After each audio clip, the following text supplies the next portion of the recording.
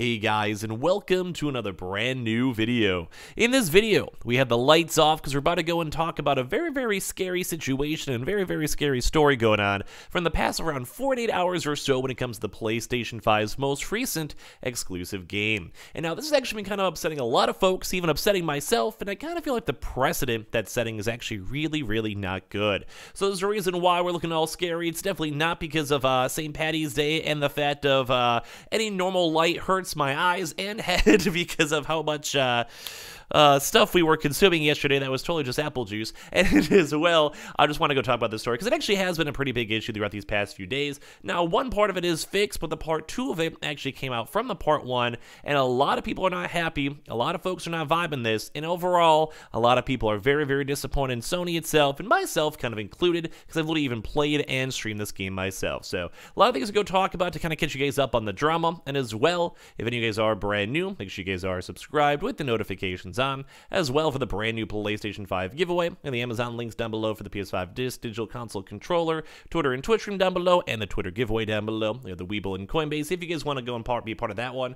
And like I said, we have a lot of stuff to go talk about, so let's go and talk about it. So in case you guys have been living underneath a rock, or just never picked up the game, this is going to be a little bit more in the regards to the Gran Turismo 7, and the fact that Sony and Sony executives and anyone involving with the game itself have been somewhat handling this situation horribly. And I'm talking horrible. I'm talking people on Twitter were trending, people on articles are complaining, and myself included. I kind of want to go and throw myself in the fray because it's just not a fun situation to go and talk about. And basically, in my honest opinion, Gran Turismo 7 kind of dropped the ball really poorly. It's kind of treating his audience kind of like a piggy bank, and I think if you guys kind of hear me talk about this one with the spooky and scary background alike, you guys would probably end up agreeing. So let's go talk about it, and as well, throughout the video, please go give me your thoughts and comments, just because I want to know about, well, what you guys kind of go and think about this. So we're going to talk about this over here, guys. If you guys want to see the spooky and scary vibes, maybe I feel like as I've kind of been doing this video, the scary vibes are kind of weird, so I guess just roll with it. We'll just have a normal camera next video.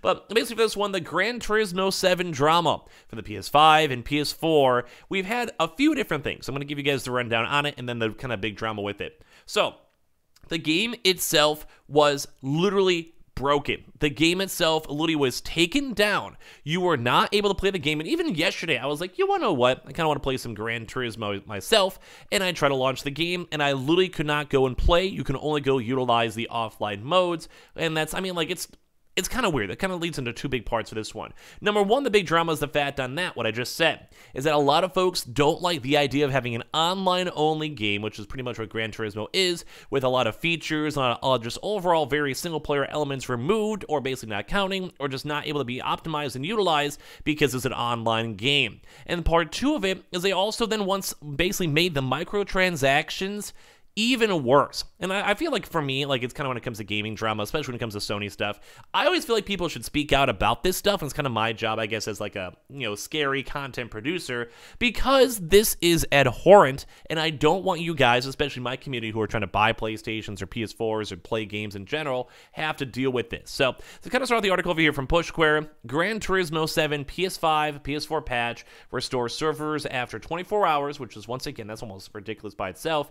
And then also, they have some official comments on the microtransactions, where they did actually go and do currency adjustments. So basically, real life in-game inflation going on too. They're trying their best to raise the gas prices and everything else, and basically changing like the rarity of the real world vehicles mixed on in.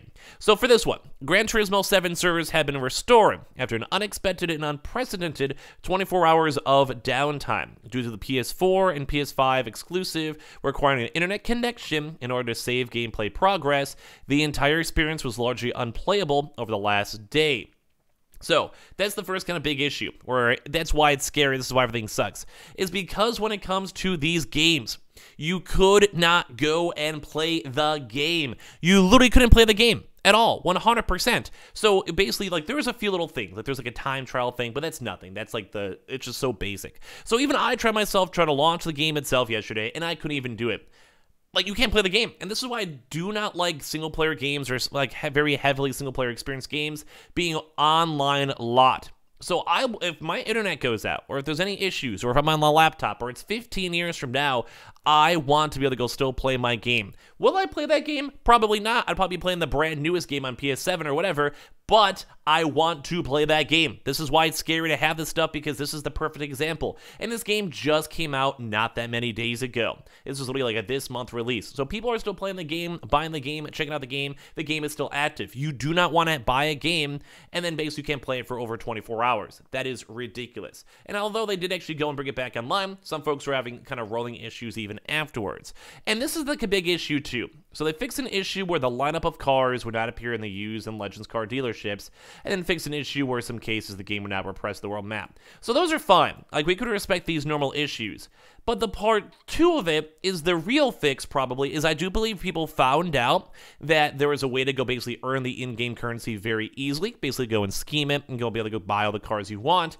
And then I think the game basically want to go into complete like, this is like skepticism or whatever, like, you know, like scheming schisms or whatever. But it wouldn't make sense because it just kind of lines up and also what they changed. You guys can kind of agree or disagree down below. But for this one, we even had the creator go and make a comment on the outage saying, immediately before the release of 1.07 update, we discovered an issue where the game would not start properly. In some cases on product versions for the PS5 and PS4, it was a rare issue that was not seen during development or QA sessions prior to release, blah, blah, blah. Now, they say that. Like, they say that, and I mean, this is why we're spooky over here. I mean, because it is kind of a spooky situation. They did also then go and update their in-game currency rewards that same day. So like I said, there was a lot of rumors and leaks and even some YouTube videos on how people can basically get the in-game currency extremely, extremely fast. Like, we're talking like, literally could get most all the cars. And for some odd reason, I hate this in games, and you guys can comment down below, when it comes to a full-price game, I do not want to have microtransactions in that game.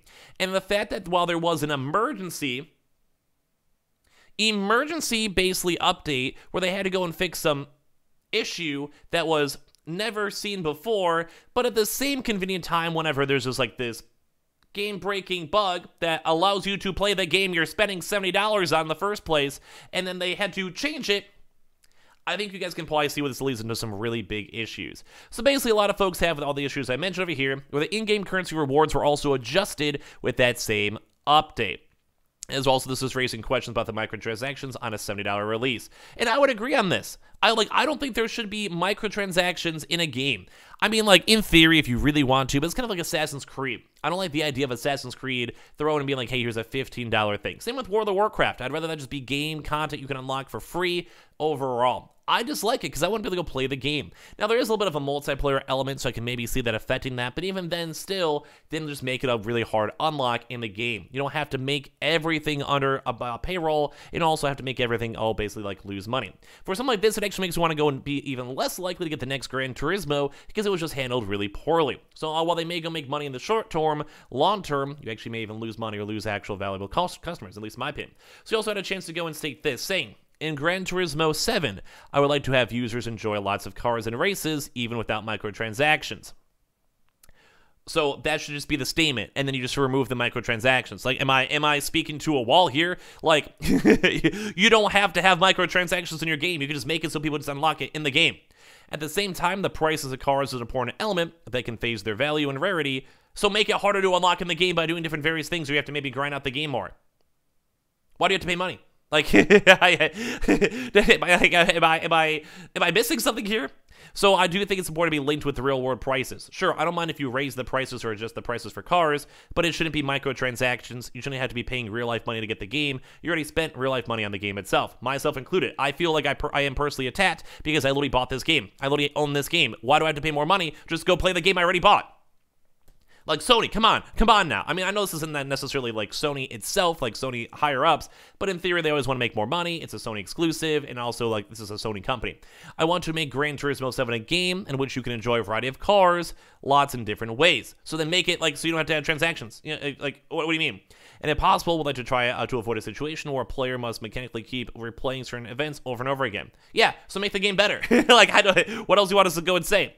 He continued, we will, in time, let you know the update make plans for additional content, additional race events, and additional features that will constructively resolve this. It pains me that I can't explain in details regarding this at the moment, but we will continue to revise Gran Turismo 7 so that as many players can enjoy the game. We would really appreciate if everyone could watch over the growth of Gran Turismo 7 from a somewhat longer term point of view. No, just get rid of the microtransactions and let me go play the game. Like I don't care what you have to say. Like, you literally just sound like a really rich dude being like, well, we had some issues and we were not making as much money, so we're trying to fix it and make even more money. And this is kind of just a sad thing to go and see, because, like, dude, you're trying to go, like, just let people get the cars. Why do you have to make the microtransactions harder? Like, literally, this is all kind of seems like just a really, really kind of weird scares to basically go and be like, yeah, we want to have to do emergency pass because we were losing money and might lose money in the future when all these exploits and stuff come on out. In comparison, say, like, to basically Microsoft's Forza, they just gave you everything for free. You just had fun, you play the game, the more you play, you get more cars, and you basically go and choose whatever car you want.